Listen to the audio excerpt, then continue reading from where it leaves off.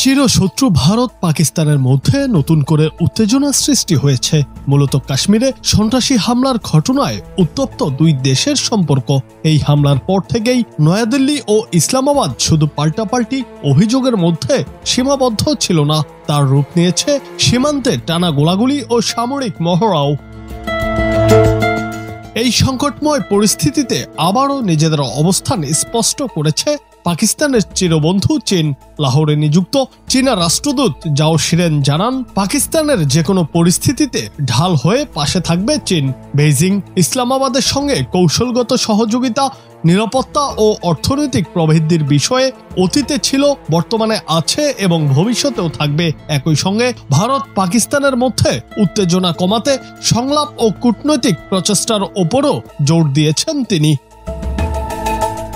পাকিস্তানি সংবাদ মাধ্যম the news ইন্টারন্যাশনালের এক প্রতিবেদনে এমন তথ্য জানানো হয়। এতে বলা হয়েছে, সব পরিস্থিতিতে সাফল্যের মুহূর্ত হোক বা সংকটের সময় পাকিস্তানের পাশে থাকার জন্য অটল প্রতিশ্রুতি পুনর্ব্যক্ত করেছে চীন। পাশাপাশি পাকিস্তান ও ভারতের মধ্যে উত্তেজনার প্রেক্ষাপটে সংলাপ ও কূটনীতির মাধ্যমে সমস্যা সমাধানের ওপর গুরুত্বারোপ করেছে চীনের রাষ্ট্রদূত। জাও শিরেন আরও জানান, যুদ্ধ কোনো সমাধান নয়, বরং উভয় দেশকে শান্তিপূর্ণ ও গঠনমূলক পথ অনুসন্ধান করতে হবে।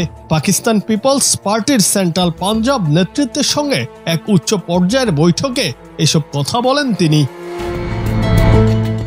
দীর্ঘ 2 ঘন্টার বেশি সময় ধরে চলা বৈঠকে আঞ্চলিক ও আন্তর্জাতিক বিভিন্ন গুরুত্বপূর্ণ বিষয় নিয়ে খোলামেলা আলোচনা হয়।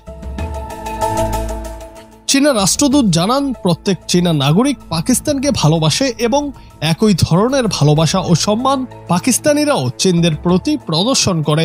বৈঠকের শেষে উভয় পক্ষ চীন পাকিস্তান বন্ধুত্বের দৃঢ়তা ও দীর্ঘস্থায়ী সম্পর্ক পুনরায় নিশ্চিত করে। সবশেষে ঝাও জানান, পাকিস্তানকে চীন শুধু প্রতিবেশী বা মিত্র হিসেবে নয়, বরং এক পরীক্ষিত বন্ধু হিসেবে দেখে, যার সঙ্গে পারস্পরিক শ্রদ্ধা ও কৌশলগত সহযোগিতা সবসময় অগ্রাধিকার পাবে বলেও জানান তিনি।